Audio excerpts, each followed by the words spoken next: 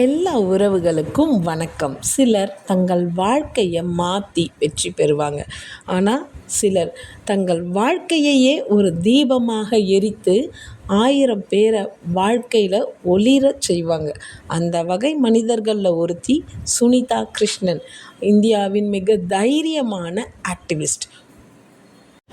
ஒரு பெண் தன்னோட 15வது வயதில் கொடூரமான தாக்குதலுக்கு உள்ளான போது அவள் முடிவு செய்கிறா, நான் பாதிக்கப்பட்டவளாக வாழ மாட்டேன், இனிமே யாருக்கும் என்ன மாதிரி ஒரு பாதிப்பு ஏற்படவே கூடாதுன்னு.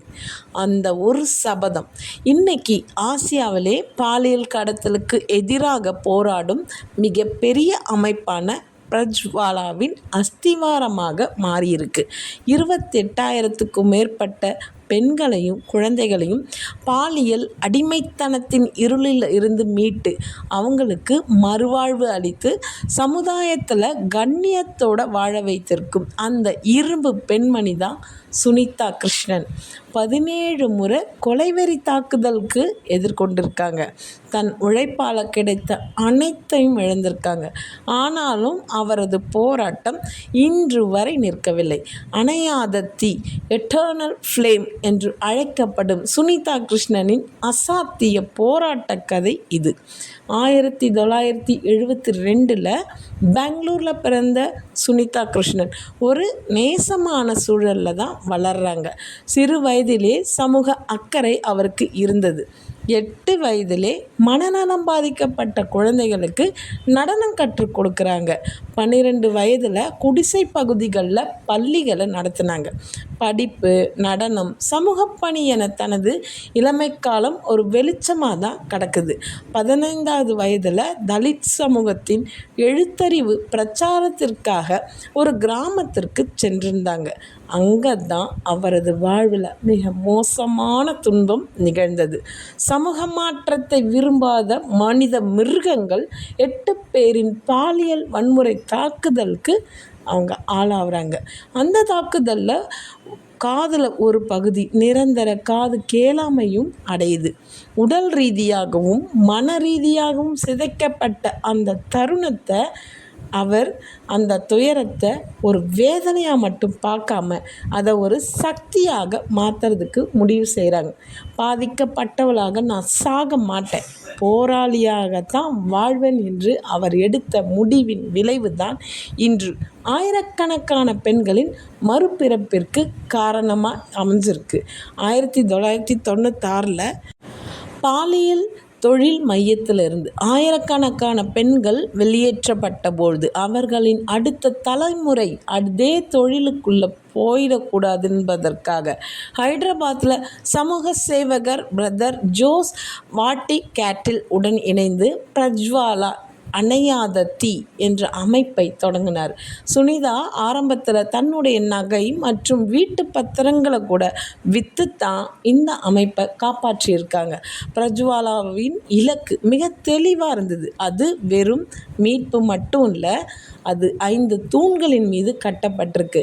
கடத்தலை தடுத்தல், ப்ரிவென்ஷன், மீட்பு, ரெஸ்கியூ, மறுவாழ்வு, ரீஹாபிலேஷன், சமூகத்துடன் ஒருங்கிணைத்தல், ரீஇன்டகிரேஷன் மற்றும் சட்ட உதவி, அட்வகேசி.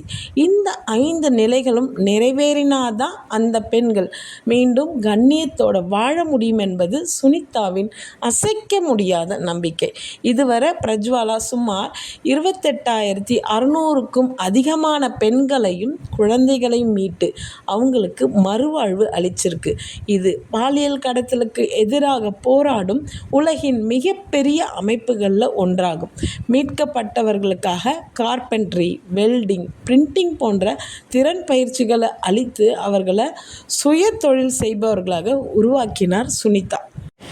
இந்த நற்பணி அமைதியாலாம் செயல்படலை. தனது 20 ஆண்டுகளுக்கும் மேலாக இந்த போராட்டத்தில் சுனிதா கிருஷ்ணன் 17 முறை கொலைவெறி தாக்குதலுக்கு ஆளாகியிருக்காங்க. அவரது சக ஊழியர் ஒருவரே அவரது கண்முன்னே கொல்லப்பட்டார். ஒருமுறை ஆட்டோ ரிக்ஷாவில் சென்றபோது லாரி மோதி படுகாயத்தோட உயிர் தப்பியிருக்கிறார். கடத்தல்காரர்கள் அவரை தீர்த்து கட்டவும் அவரது அமைப்பிற்குள் ஊடுருவவும் பல முறை முயற்சி செஞ்சுருக்காங்க. அவர் வெறும் மீட்பர் அல்ல, சட்ட போராளியும் கூட. ஷேம் த ரேபிஸ்ட் என்ற பிரச்சாரத்தை ஆரம்பித்து பாலியல் வன்முறை காட்சிகளை இணையத்தில் இருந்து நீக்குவதற்கு சட்ட நடவடிக்கை எடுத்திருக்கார். பாலியல் கடத்தல் வழக்குகளில் பாதிக்கப்பட்ட பெண்களின் சாட்சியங்களை வீடியோ கான்ஃபரன்சிங் மூலமாக பதிவு செய்யணும்னு வரலாற்று சிறப்பு மிக்க சட்ட மாற்றத்தையே கொண்டு வந்தவங்க. அவரது கணவர் திரைப்பட இயக்குனர் ராஜேஷ் டச் ரிவர்.